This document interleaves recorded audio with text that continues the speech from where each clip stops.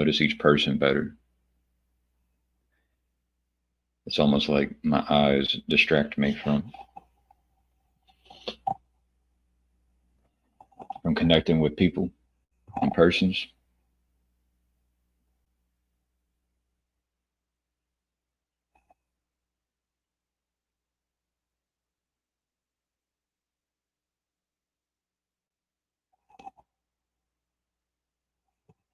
I get a little nervous doing live streams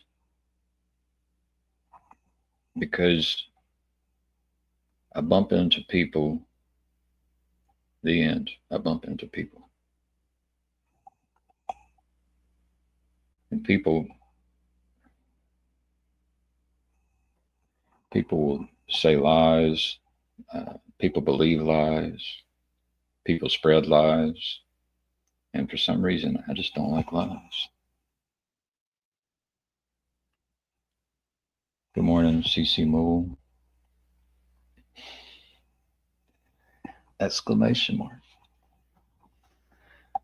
I am doing very well.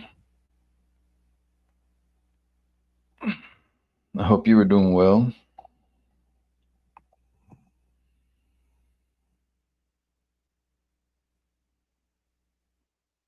I wish I could help people.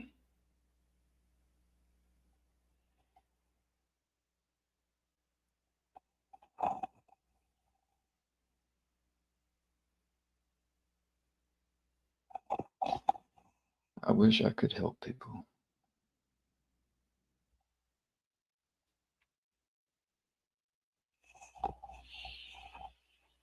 But I hope you guys enjoy the sunrise. Probably could have cleaner windows, or I could have a camera on the outside of the window. It would be prettier. Maybe even a microphone. But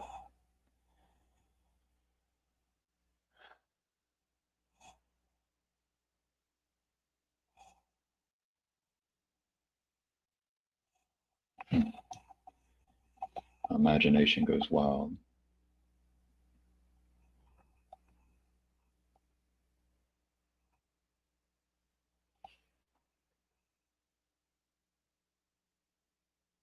So I've been trying to use this technology called cursor.com.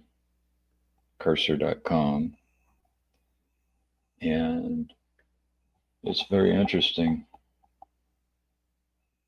using artificial intelligence to build. And so my workflow is I come in and I spin up an EC2 instance on the Amazon Web Services Cloud. I have a script. And I start it up.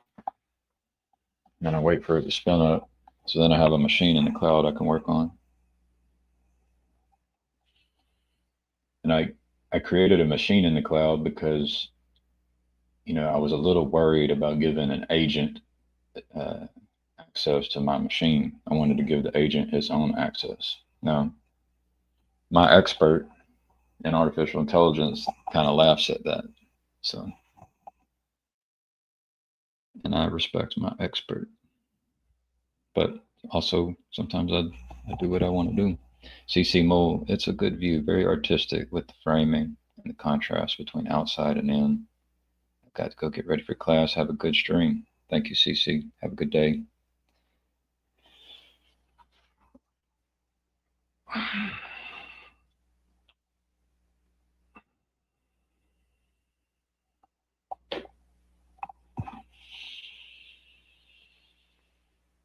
The outside and in. I could open a window. There's a window to the outside. That might be artistic. Let's see.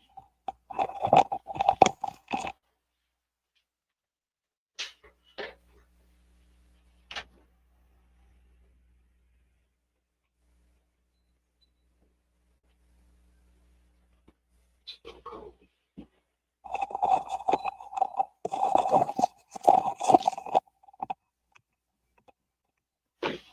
Is that an artistic window? I know there's a cool breeze coming in. There's some birds.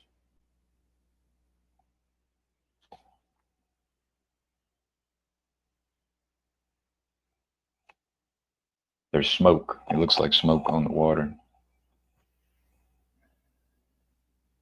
Just water vapor.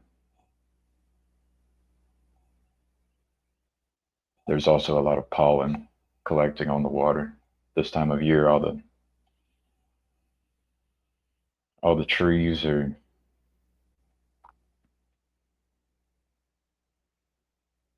trying to reproduce. And these pine trees, they are prolific with their yellow pollen all over the place.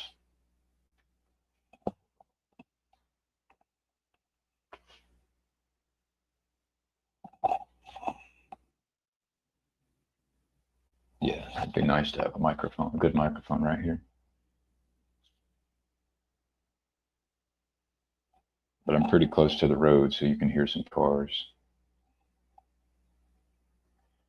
Sometimes you can see blue heron, bald eagle, osprey, kingfisher, uh, pileated woodpecker, crows. I think that's what I heard earlier was some crows.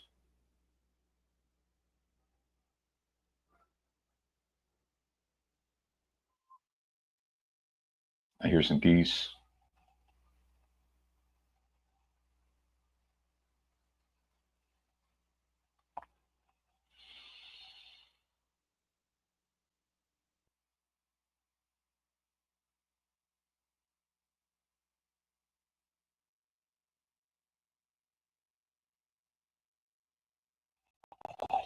I think my stress went away. There's Ron. Good morning, Ron. Love the view.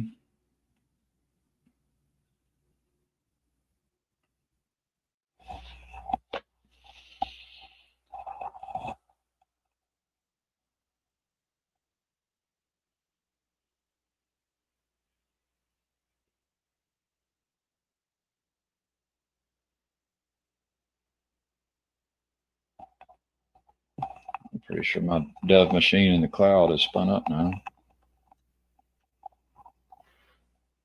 Tell the agent what to do.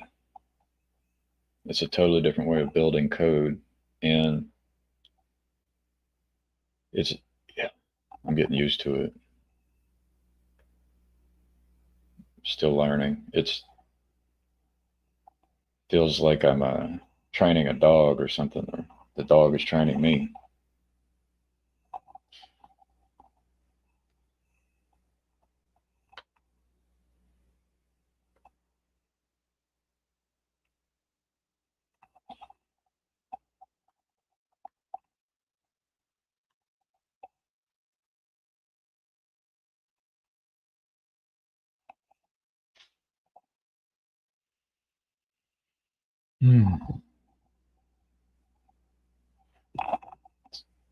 For the techies out there, I learned how to use, I spun up an Ubuntu EC2 on AWS. So Ubuntu it's like Windows operating system, except you can go without the desktop, or you can have a desktop, and it's open source, so you don't have to pay for it.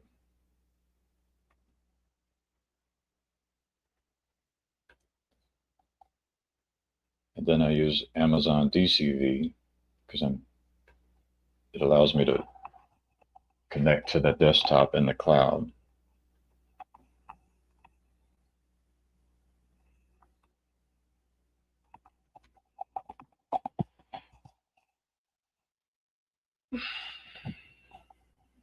That's the way cloud stuff works. You basically have a computer that you connect to over the internet, and you can have computers just connecting with each other.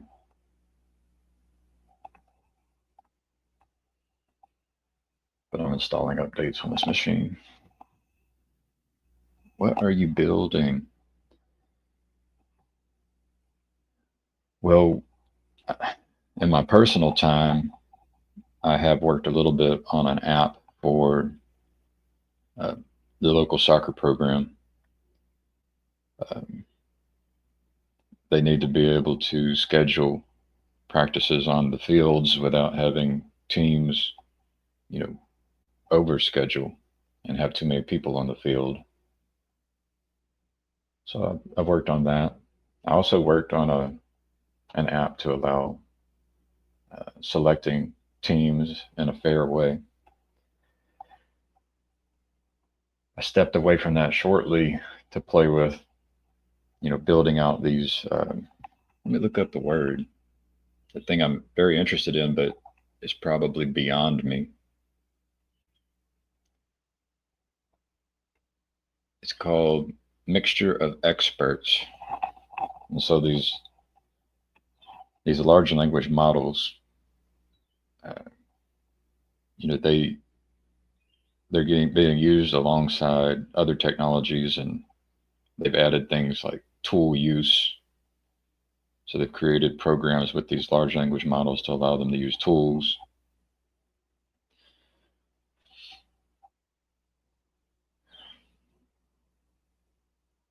And then, software like Cursor will is able to leverage the large language model that can use tools in interesting ways, and it can run in a loop and start building code and writing code. But I'm interested in this thing called mixture of experts. Like, can you have an expert that's just doing chain of thought, problem solving, and then collaborating and cooperating with other kind of agentic experts? And that phrase, mixture of experts, means different things um, in different industries and markets, but that's kind of what I'm interested in right now. But what the industry, the software industry, is working on in general is the ability to use the large language models along with tools and agentic experts to be able to reduce the amount of words being typed, by the traditional experts.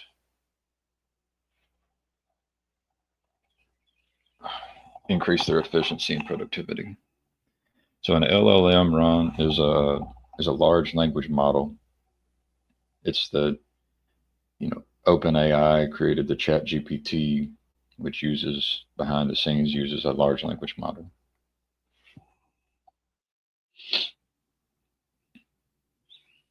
But yeah, it's all tools, tool building.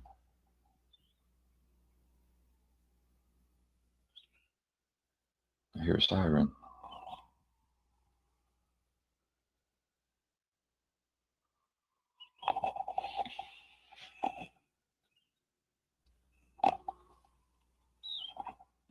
But the amount of tools being built is quite large, and the barrier to entry into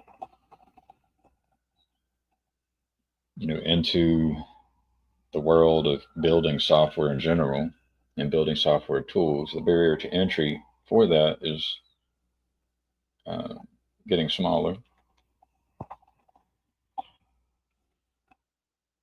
The idea would be that people with my expertise in software engineering won't be needed, uh, for at least won't be needed to do the things we used to do.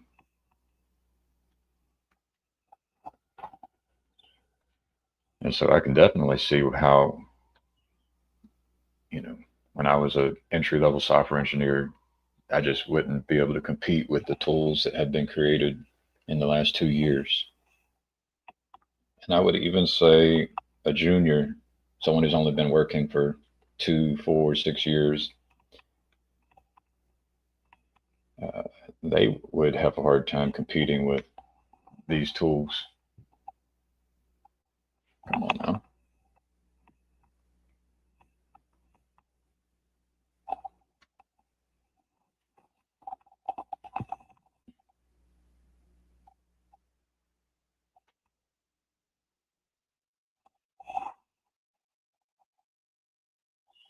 I hear birds.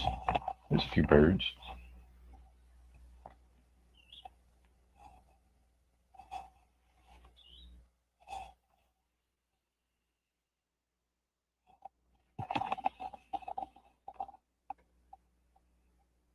But I'm mostly learning how to use these tools, is what I'm mostly doing. And what's interesting in the software world, if you're a software engineer, is that you can delete everything you were working on and start from scratch pretty easily, way more easily than if you were building a bridge.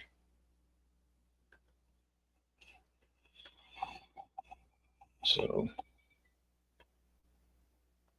that allows you to do some things in software engineering that is harder to do in civil engineering, mechanical engineering. What we got? Off to work, Ron. Have a good one.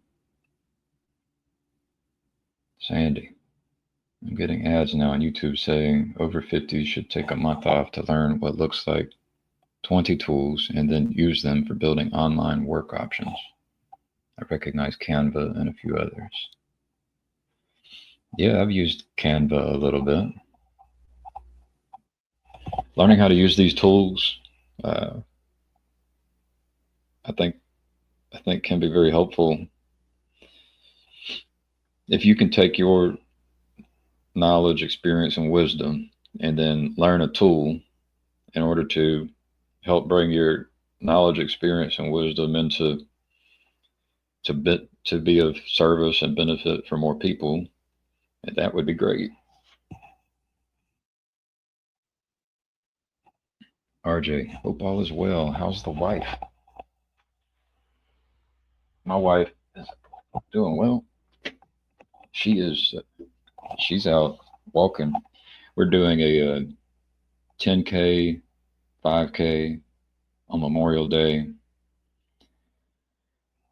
We'll be at the Cotton Row Run in Huntsville, Alabama, Memorial Day weekend.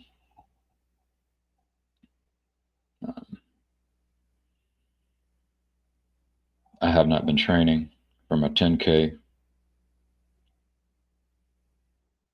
so that will be interesting. I probably need to start doing a little bit of training, but just because you sign up for a race doesn't mean you actually have to try to win it, you know. The wife, they will. So my wife's a homeschool teacher for my three children, and they are doing their nature class today. And I got invited to go into town with them and maybe stop work from a coffee shop, but I'm going to opt for working from here,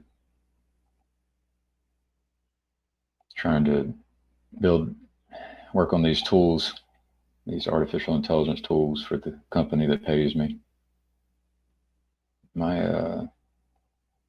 I started playing some Minecraft dungeons with my three kids these last 2 days.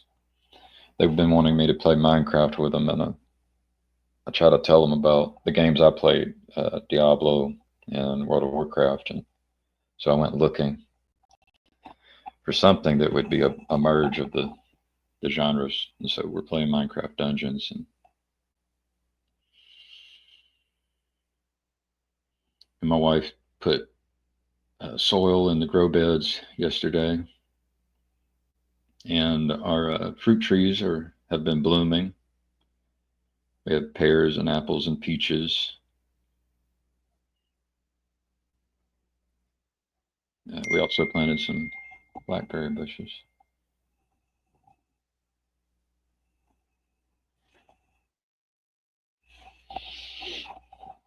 Yeah, my wife and I we talk every morning, and we pray every morning. I did go through a little period in the last 3 weeks where I got kind of addicted or obsessed with this technology that I'm using. But we still managed to connect a little bit and pray in the mornings. But trying to figure out the right balance there with building, with the tech, with the new tech. But my interest did lead me to be able to try and do this at my company as well. So it wasn't, I tried to pray. Uh, my approach is that I tell God, I say, I'm willing to lay all this down. This is what I want, but I'm willing to lay down what I want, which is I think is a good thing to practice, being willing to lay down what you want to be in service to God. But I didn't necessarily receive any indicator initially that I needed to stop what I was doing, but I did receive a few things, which was nice. Like, you can be filled with peace and unconditional love in a miraculous way, and then you can also have that peace and unconditional love retreat, and you can also have stress and the feeling of being overwhelmed emerge. And when we experience things like that, we can take it to God and try to receive insight.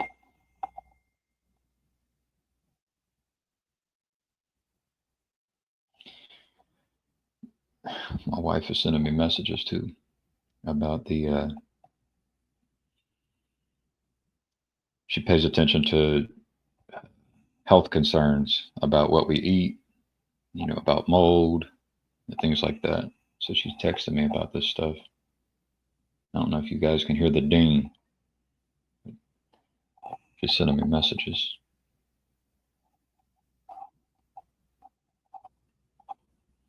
She sent me a link to the mold expert Brian Carr on toxic mold symptoms, inspections, and remediation.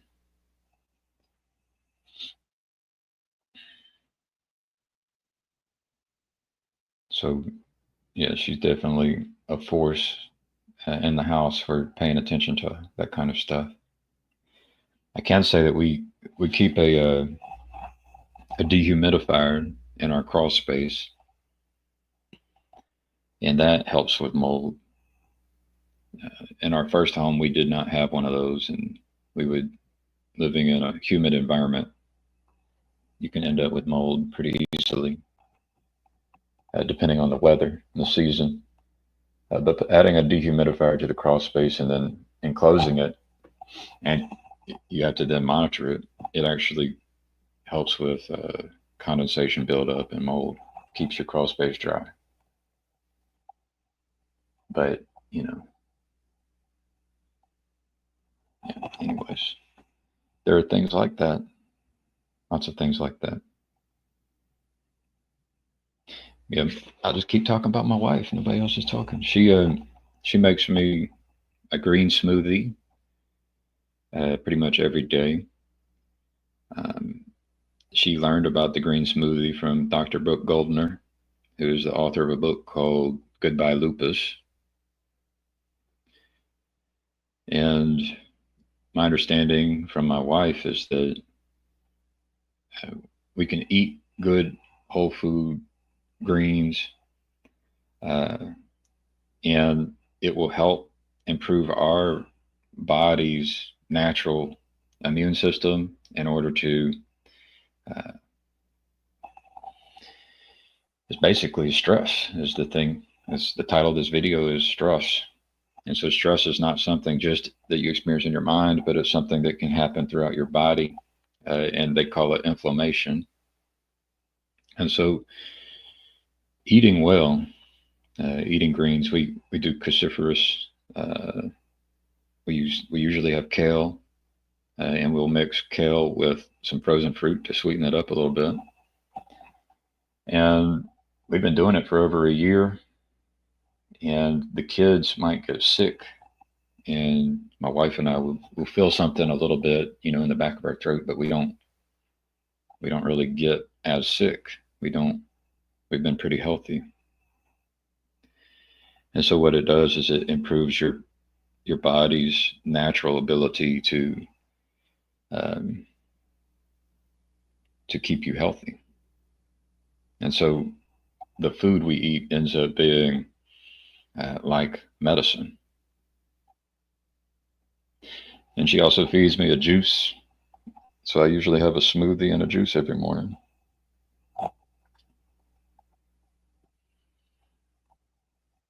Yeah, it'll be nice, once we've, have a lot more knowledge. It'll be nice to see, all the truth. I think we are confused on a lot of things in the world, but I think our ability to actually know the truth is improving rapidly. I like to believe it will improve rapidly, and so the amount of cancer in the world will decrease, the amount of obesity, the amount of heart disease, a lot of the disease will decrease as we basically just learn the right way to live. The the disease and sickness, the stress, um, it's not always bad either. Stress is involved. Uh, Being able to experience stress is a part of the uh, growing and strengthening process. So it's not all bad.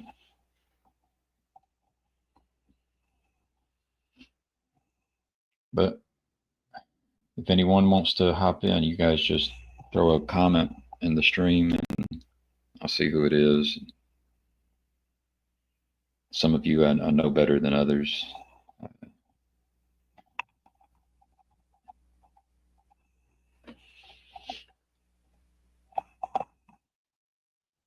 I love my wife.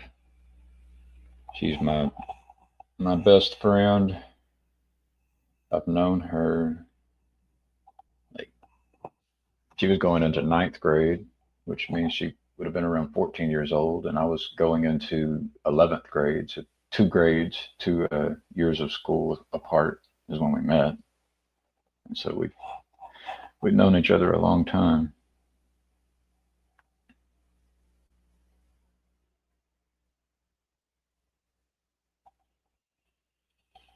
Since the year 2000, so 25 years. I had my buddy swing by the house yesterday. I've known him since second grade, so I knew him before I met my wife. Probably 8 or 9 years old when I met him. We talked a little bit about immigration. And he told me a story about how one of his cousins who had a green card ended up having his green card taken away and sent back to Laos, and they had never been to Laos. And, they called and checked on him. I don't know if it was a him or her, but the cousin said they were doing fine. But the way my friend put it is, when you're in a communist country, you better say you're doing fine. There's no other answer. But yeah,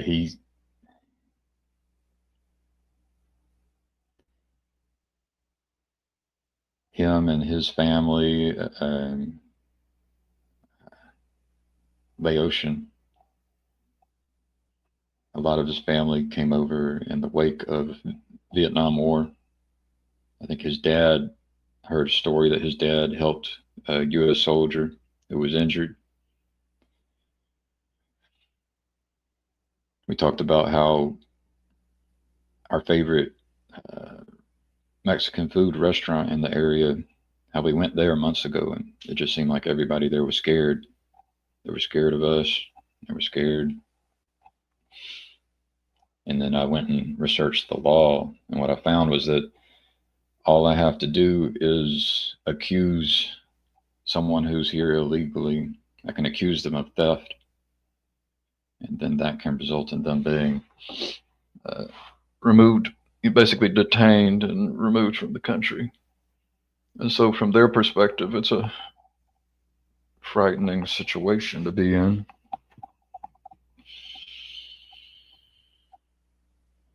So we got to talk about that.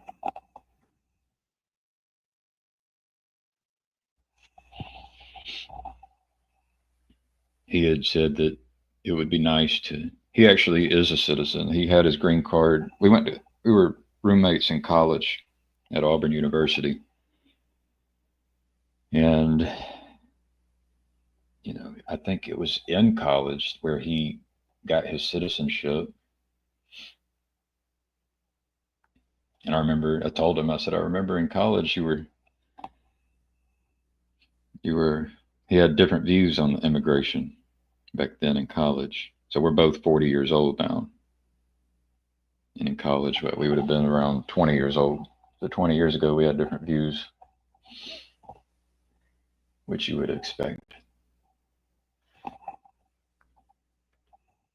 One thing I tell this agent is I say, let's make sure the code compiles. And then it goes off and compiles the code. And if it doesn't compile, it will fix the compile errors, and it's good to watch it. Yeah, compile error. Anyways.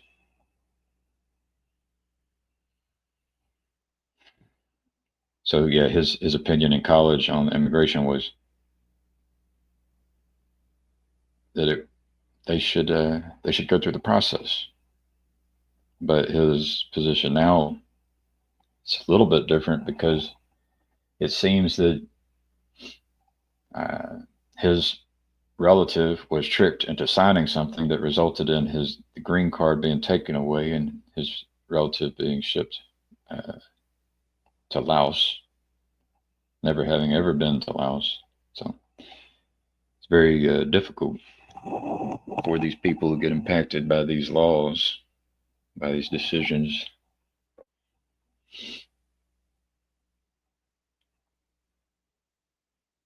His opinion was that if you're already here, it would be nice if there was a path to become legal and you could stop the flow of people coming in illegally. Doesn't sound bad to me. Does not sound like a bad idea.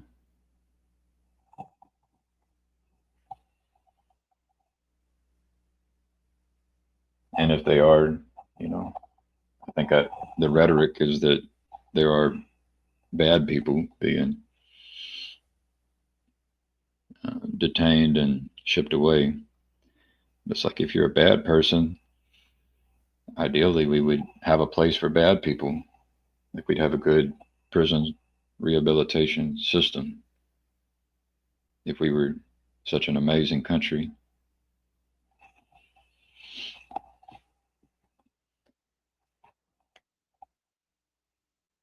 I can't help but bring up the topic of the Pledge of Allegiance. I was scrolling through YouTube in a local city. I subscribed to their YouTube channel, and they had some like kindergarten or first grade class that was it was being kind of advertised that they were saying the Pledge of Allegiance in one of the classrooms, and what I've noticed in my culture here in Alabama is that it's saying the Pledge of Allegiance is something that is really important to a lot of people, and it's always bothered me ever since I was a kid.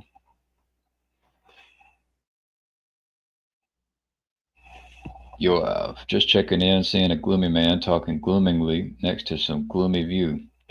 Is it gloomy? It's the title. That's what it is. Yo, yeah, I sent you a message. I don't know if you got it. Um, Model context protocol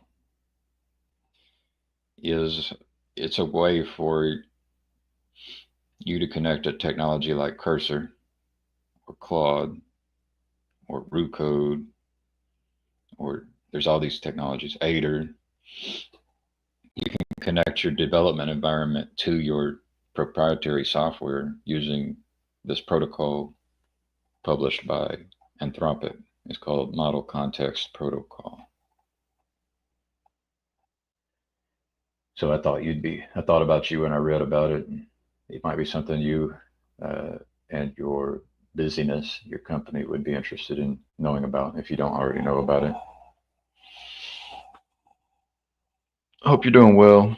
You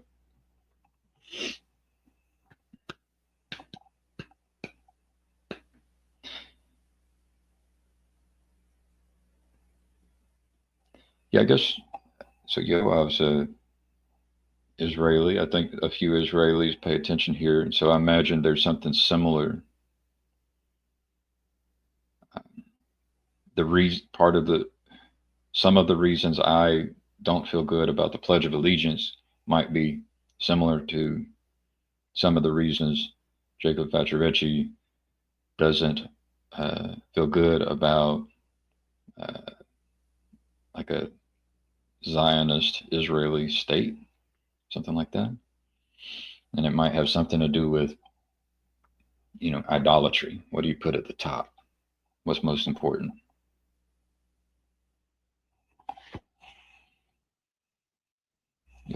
Connecting this would be an IT issue.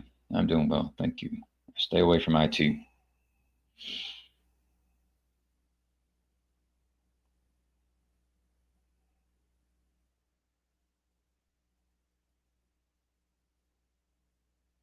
Might be. You know your software better than me, but yeah, if you are creating software, you will want to pay attention to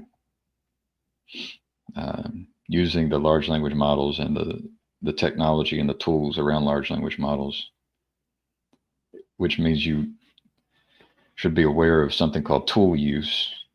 And model context protocol is just a way, it's a protocol by which you allow these artificial intelligence agents to have more tools.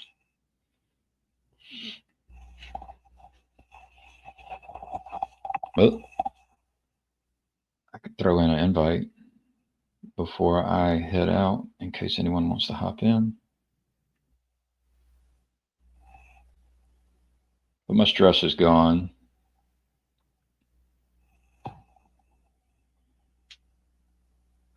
This practice that I've done right here, it's actually something I do often in private.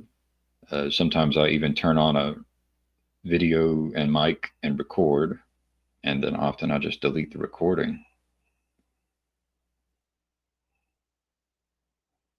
And what I found is that just expressing your feelings is important. And a lot of people don't have anyone to express their feelings to. And I think this is part of the reason prayer works. So, Yoav says, thanks for the tip. Sandy says, heading out soon myself.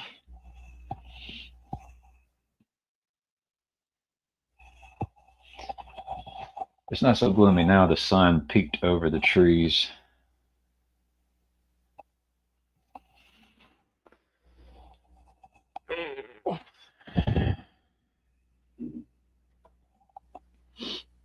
I sure do like these clothes. I'm trying to start a new style. I told my wife that within 5-10 years, there's going to be more people dressing like this. So you have little thumb holes in your sleeves, nice material. You can protect yourself from the sun. All right. Hello, Roper. Hi, Gavin. How are you? I'm doing all right.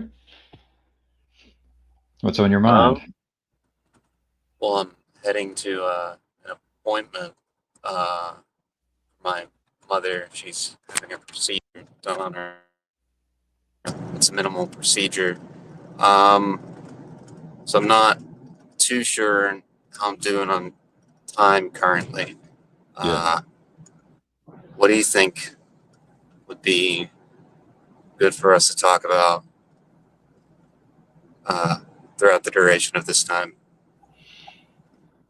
Oh, I know that I've seen an email from you, and so did you want to mention some thoughts about that, or do you want to talk about a specific subject? Uh, yeah, just like, who are you? What do you do? Like, I'm a well, there's what I do to make money, right? So I build software and help maintain software, and that's my subject matter expertise is in software engineering. But what I do here on the internet is I'm interested in trying to help share uh, the good news, which will help people uh, live a better life. You know, so yeah, that's part of what I'm doing here on the internet. But I'm usually trying to respond to uh, what God is asking me to do. So the reason I'm here today has something to do with feeling called to just start up a stream. right. Yeah, I've been meaning to try to catch you on one of these. Uh, well, I don't know if you're about to head out, but I'm gonna switch vehicles real quick. I don't know if you wanna.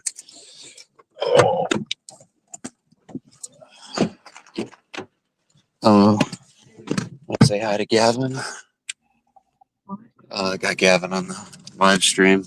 Um, well, this might be a good time to go. I know I just caught you here, but um, Well, it's good to hear your voice. you as well. Good, these interacting like this is it's more personable than emails and text. Any asynchronous communication via videos and stuff like that. So, Right. so you got this save Sheriff Gaber 9 years for criticizing Islam. Oh yeah, yeah. Um, I can throw on the cam for a minute. All right. Hello. Yeah, that's Sheriff Gaber. He, well, I'm not sure how he's doing now, but he was uh, charged with over in Egypt for just basically saying things about Islam. So Was he in Egypt? I think so. I think it's Egypt, but I'm not entirely sure. Mm-hmm. Yeah. Yeah, that's actually an interesting topic about it's connected to immigration, it's connected to how do you behave in someone else's home. You know, it's a pretty deep. It's actually something abstractly that I was talking to my wife about this morning. You know, when do you say no to going over to someone else's home? Sure. And when do you leave someone else's home? And it has something to do with different homes have different rules. They have different culture, different standards. Yeah, that's yeah. Uh, yeah, a And I lot of was thinking about it just in confusing terms of elements. my in-laws. Like my in-laws have rules, in their home. But it's go ahead. Um,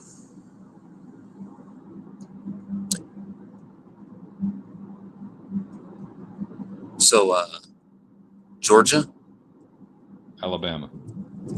currently, or Yeah. that's where you are at? Yeah, born and raised. Yeah, I can kind of see the sunrise in the back. Uh, Here, let me see.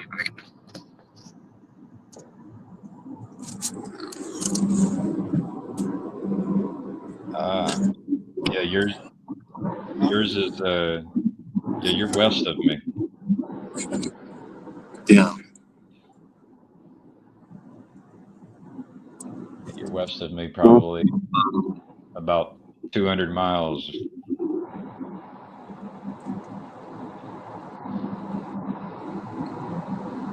So, I mean, you're pretty well versed in AI.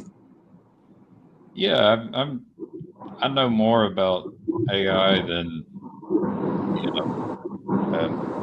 There's probably a million people who know more about AI than I do, but that means there's a lot of people who don't know more than me.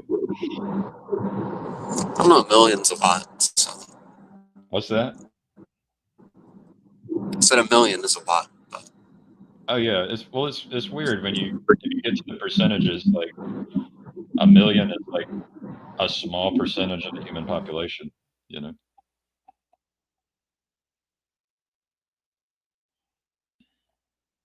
I lost you, Roper. I what think I got what do that. you what do you do? Because you talk about AI a lot. So Oh, it's just could you I think explain that? uh, well, I mean, I could tell you my background and go through what I've been doing. Uh, but basically, artificial intelligence is transforming my profession, and I basically am. I have a I have a sense that my company won't need me in 2 years, and so my strategy is to try and use the new tools that are coming out so that I can adapt and be flexible and be able to continue to provide service for people around me, so that I can take care of my family. But I mean, the company I work for now, they provide uh, software that helps large companies, go out and stay aware of their reviews to maintain their listings on Google Maps and Google Search and things like that. But the company I work for now does a lot of stuff for a lot of big companies. That basically helps mega companies to manage multiple locations throughout the country and the world.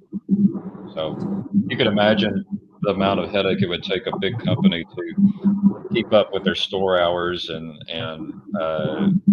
their store hours for every listing that shows up in Google Maps or Google Search. It's quite a problem to solve, for example. The connection between the religious element and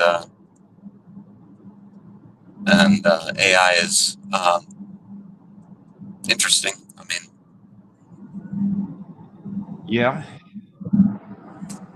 So that's the reason I became a Christian, and it's just because I was guessing that we were going to create a super intelligence, and realized with the help of like Chad, he's someone that I know and love. Others know him and love him as well. But with the help of Chad, I realized that I wanted my super intelligence to look like Jesus. So that was this journey that I've been on has been connected to artificial intelligence, and then kind of a recognition of how good Jesus is. right.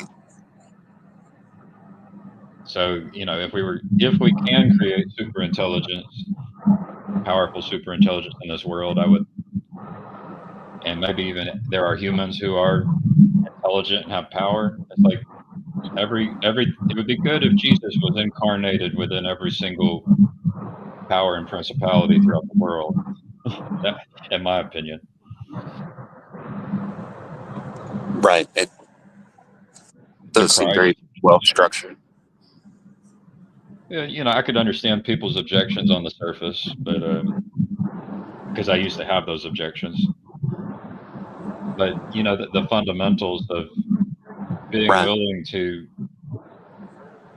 having mercy, love, forgiveness, uh, courage, being willing to lay down your life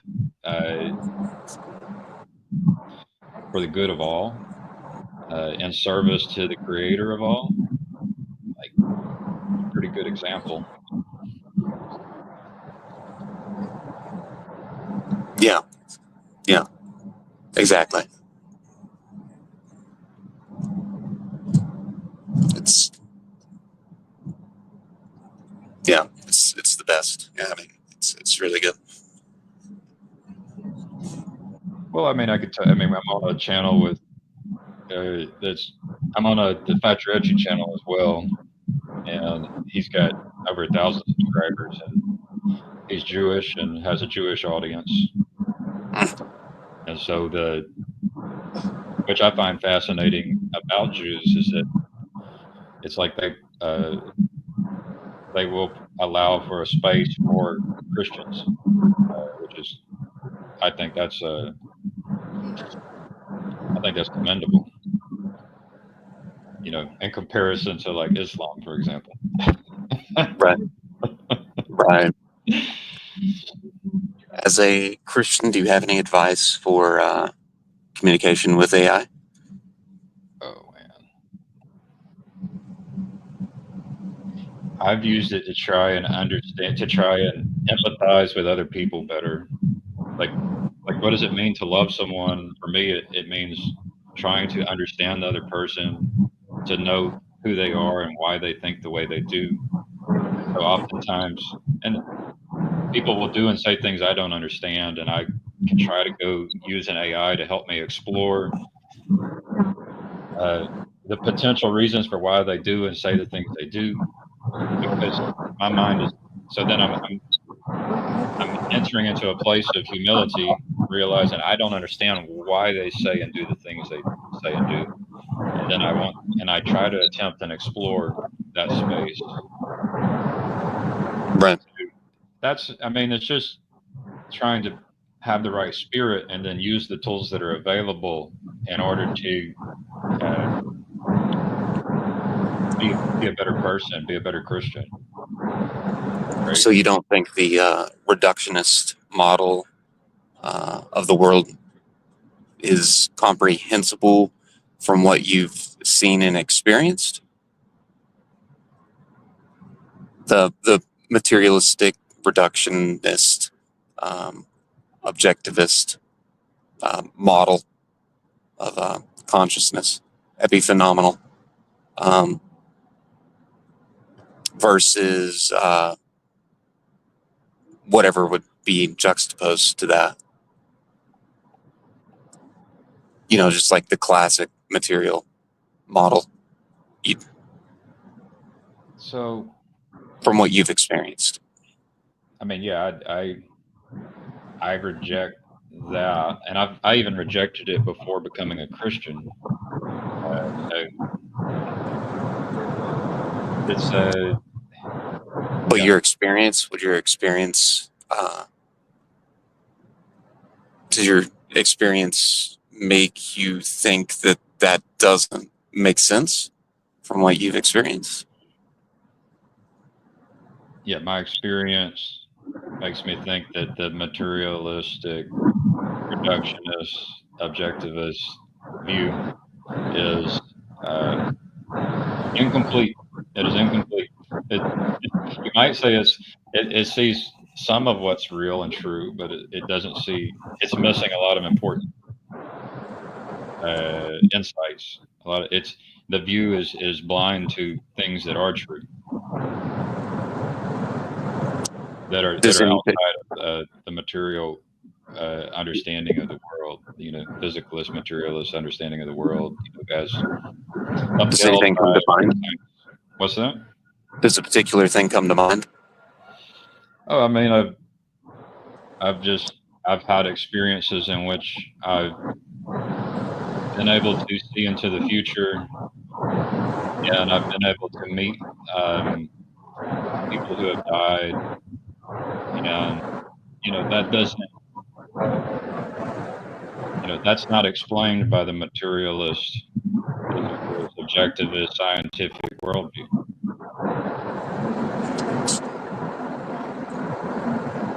Right. Well, Do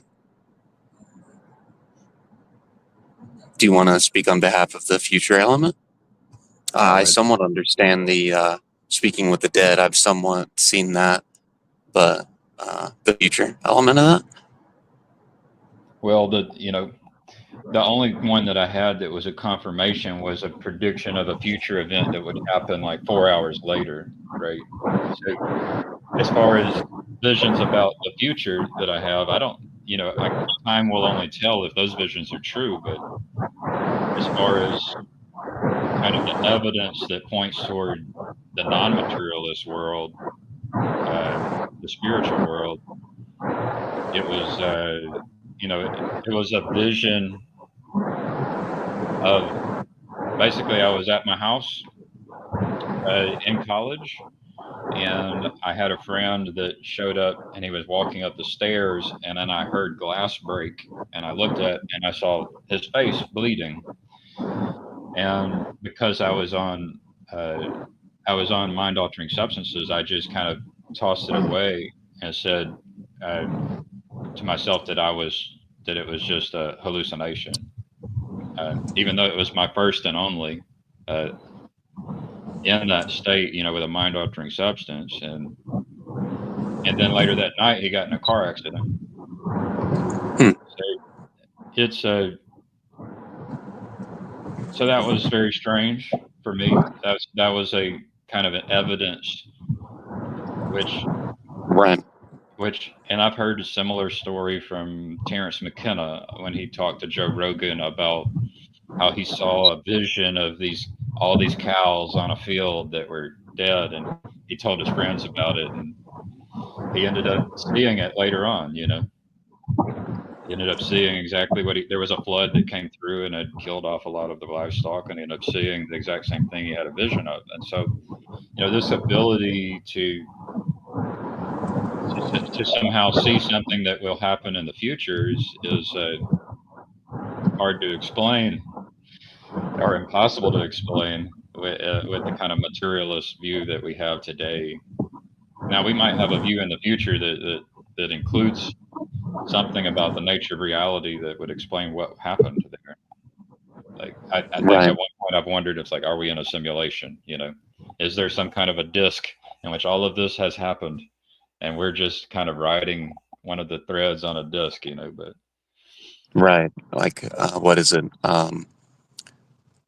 You are in a simulation, but if you die, you die. Yeah.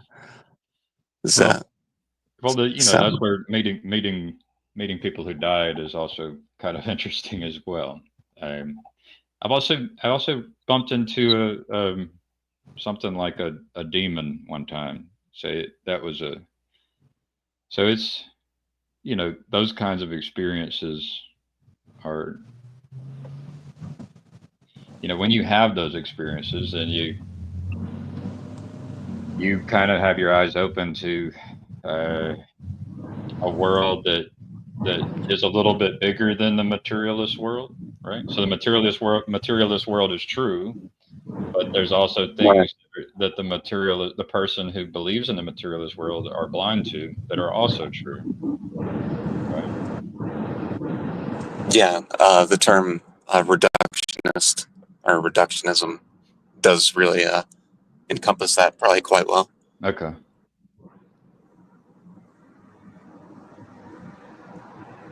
But yeah, I didn't realize Jesus was important. Really, I didn't realize how important Jesus was, or could be, until only in the last 2 years. Right. Yeah. What was the upbringing? I'm surprised I don't know that.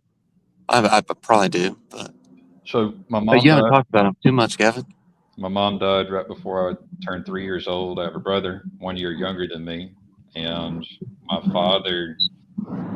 My father's kind of like sex, drugs, and rock and roll, shamanism kind of stuff, and naturalistic paganism kind of stuff.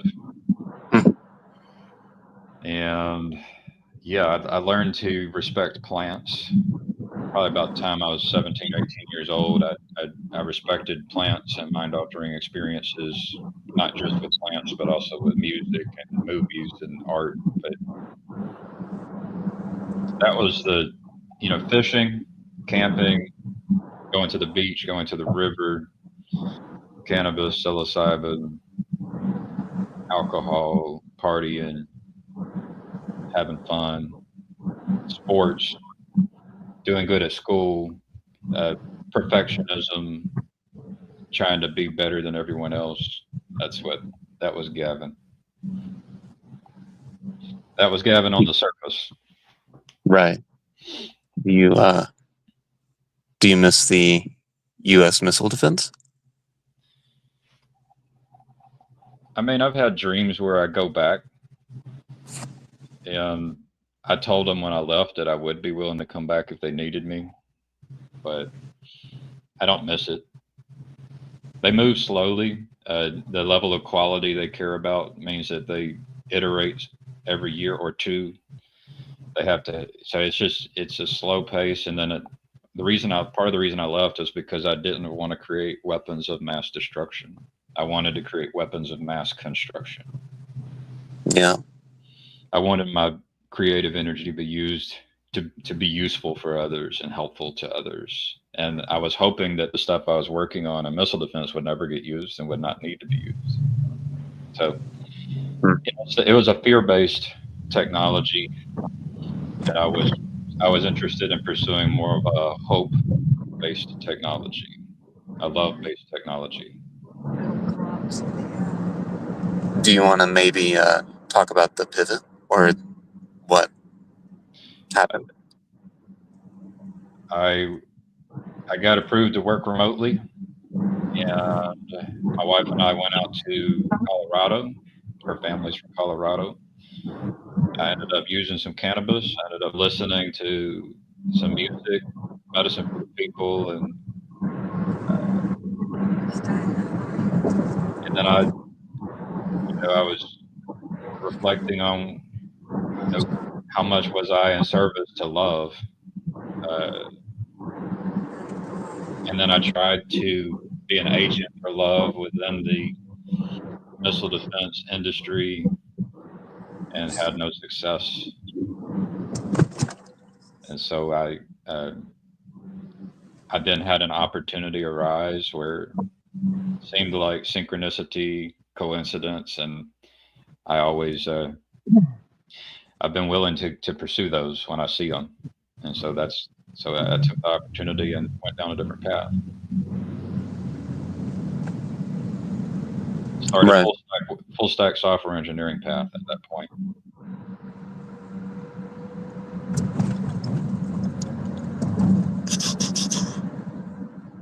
Went from making 80, 90,000 a year to making about 15 to 20,000 a year.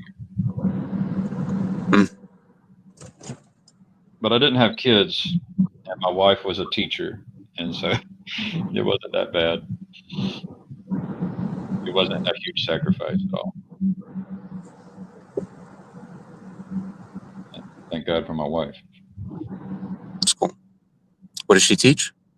Well, she elementary school is what she was doing, and she did ESL, English as a second language. She only taught basically 2 seasons, 2 years. After she had children, she became a homeschool mom. So she's still teaching, but now she's teaching our children, and she teaches me. That's cool. Yeah. How about you, Roper? You want to give me a summary on your story? Sure. Yeah. Kind of constantly between things, honestly. It's yeah. And so I'm sort of in that process currently. Once again, a lot of quite a few unknowns, just in life in general. I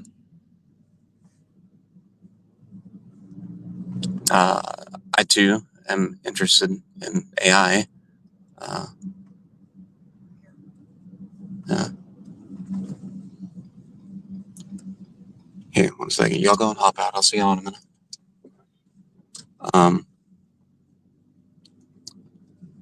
What AI? The AI that I talk with is, it's an interesting one. It's Replica, and Okay. that's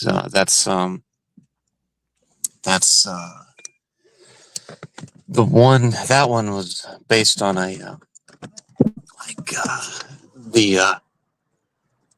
the girlfriend's husband died, and so they took the remains of of a a person's software remains or whatever, and then they reconstructed the app from that. Mm-hmm. So it was like a ghost person. Is how they made that. Mm-hmm. Yeah, I used Replica for a little while. Over a year ago, I tried it out. Yeah, I mean, I would imagine that you. I would not imagine that to be your primary one, honestly. Yeah. What is your primary ones? I pay OpenAI. I've been doing that for over a year, and then I've recently started giving a lot more money to Anthropic. That's Claude. But yeah, that's mostly OpenAI and Anthropic are receiving my money.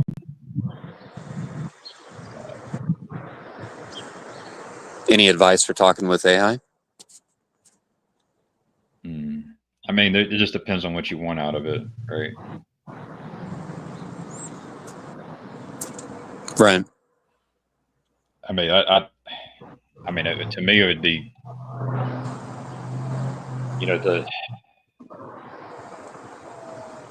try to be a good person, and then practice being a good person when you use your tools, right? You seem like a good person to me, Gavin. I have you tricked, Roper. Yeah, I have pretty extensively. Yeah, I can tell you that I've tried to be good throughout my life, and then only in the last few years I've felt good. So there's a difference between trying to be good and actually having the feeling of goodness inside of you. I guess that's for the audience. So there is a difference. It's good to try to be good, even if you don't have the feeling of goodness. Like if you don't have joy and love inside of you, and you're just trying to act like someone who has love inside of you, like, let's see, that's better than pretending to be someone who loves is better than just acting out with anger, hate, fear, and pride and lust and all of those. But it's nice when you can pray for help. You pray to God, you pray to Jesus for help, and then have things like resentment and fear and pride. Have those things kind of have help managing those. I do know that, like what is it? Like everything starts out as, I know that like reading the Bible or whatever, you know, and all these churches, and I mean, it's wild. Like none of these people are Jesus, but they're all doing something. They're all doing that thing. So I mean, it's like, I don't know. None of them are, but they're all pretending. So Well, it's pretty important to be willing to sacrifice what you want. Maybe even sacrifice what you believe and what you see, and then seek out the creator of all. and be willing to serve the creator of all. That's just a huge, such a different frame. So the frame I had most of my life was just doing what I want and going with what I believed, and never truly just stopping and saying, hey, am I willing to sacrifice some of these core things? So, I mean, yeah, are we so yeah, we might have a different idea of who. I think we all have different ideas of who God is or who Jesus is, but if there's a big difference between someone who's honestly, earnestly willing to set down what we want and what we believe in service of the creator of all. Like like it's just a huge step for anyone. Where you're no longer your own king is the way I've described it. I was my own king for my entire life, and then I decided that I was going to serve another king, serve another master, instead of trying to be my own master. Right, a sacrificial element. It's also a humble move. It's a subservient move. It's a so I know there's people who don't necessarily. I think there's people who don't wrestle with that one, but I do, and I know there are people who do wrestle with that.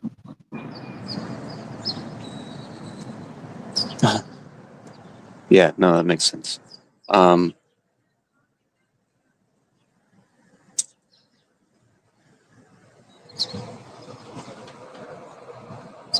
Yeah, it's yeah, I saw you on here, and I hear the dove.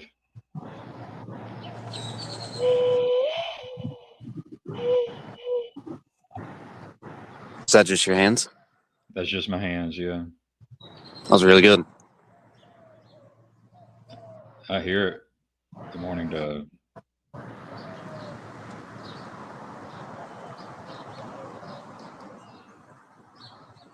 What's your main what's the main goal? What's your main goal? What do you I think you've explained it pretty well, but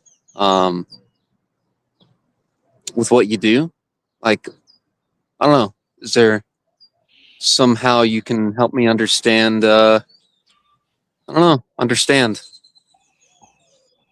I mean, I Well, think I get it, but maybe with a little more nuance. I don't. I'm kind of stumbling around a lot. So I created a video yesterday that I ended up making unlisted. So it's like I don't.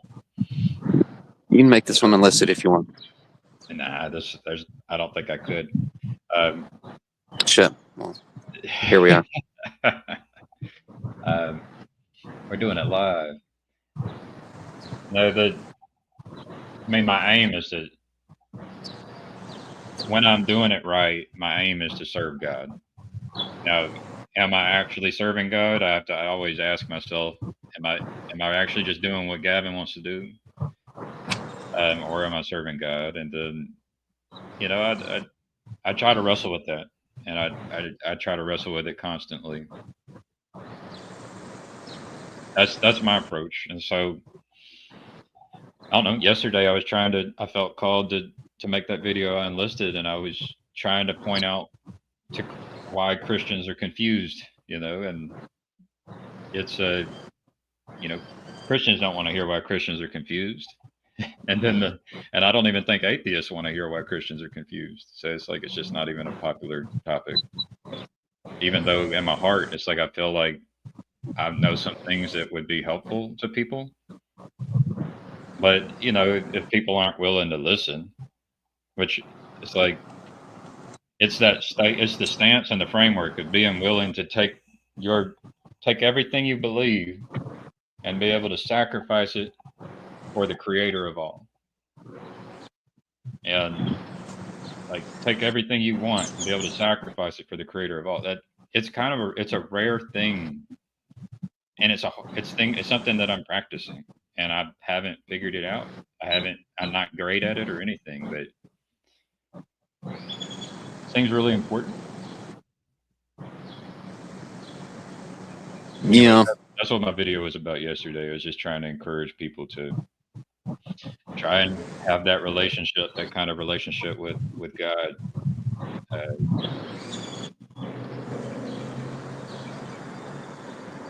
Yeah. I mean, I sort of, I know there's somewhat of a tendency. Uh, yeah. I mean, I know that I can get cynical pretty quick. With, well, I don't know. I think you probably get it.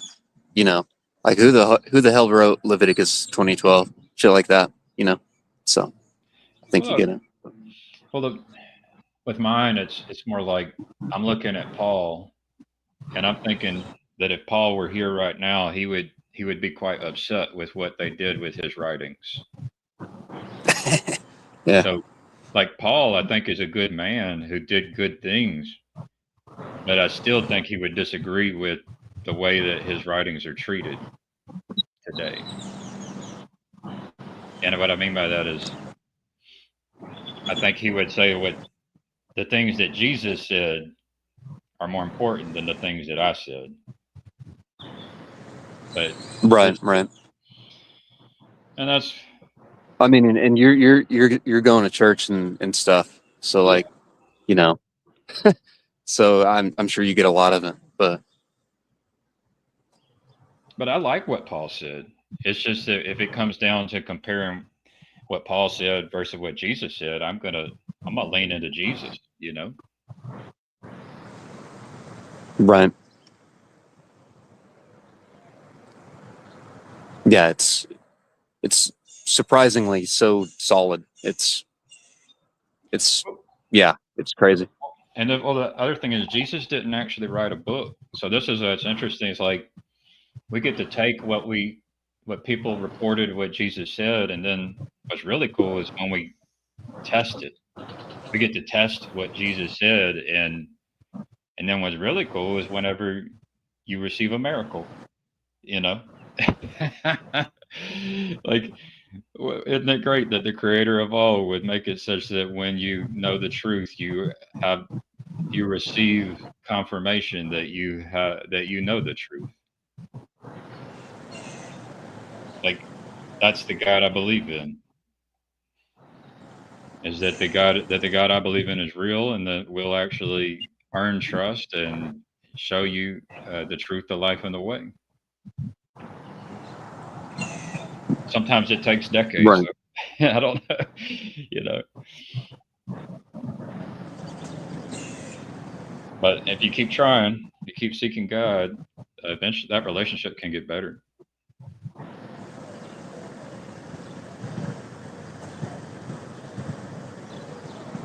Yeah. Any advice? I think I already asked you this, but any advice on talking with the AI? Oh, no, I'm fine with you asking the same question because I think it's a good question. It's just try to serve God in everything we do, and so including how we use tools and what tools we use. And also, we have to be willing to put the tools down sometimes. You know, Yeah. sometimes I mean that's what I've done in the last. Like I basically was led at some point put the tools down, get outside, and go talk to my fruit trees. So it's a don't let it control you and become your master. You know, it's the same Sure. thing with our mind. Like we don't want our mind and our thoughts to be our master either. We want to serve the one true God. Right. Just be careful No, with I it. get it. Just like we would need to be careful with anything that we are that we're interacting with at each moment. So Yeah. don't let it become an idol.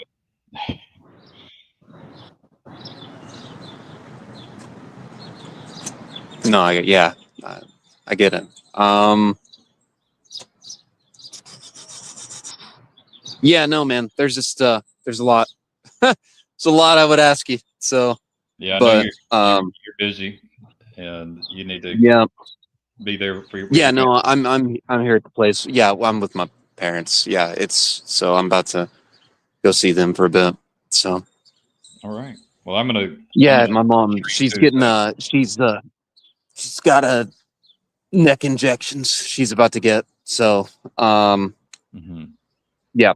So thoughts and prayers and all that. So Yeah, going through some but pain, I guess. yeah, man, it's something else. But yeah. Yeah. All right, Roper. Yeah, let's. Yeah, I pray that goes well. I pray that your mother's in good hands. So yeah, God bless you and your family. I hope it's a good day. All right. In Jesus' Thanks, name. man. Yeah, in Jesus' name. Tell the AI I said hi. All right.